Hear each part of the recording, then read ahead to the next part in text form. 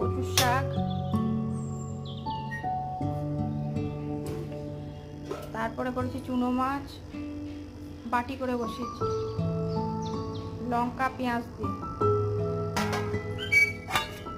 তারপরে করেছি কচু দিয়ে ইলিশ মাছের লেজা আর মোড়ক, শুধু কচু টমেটো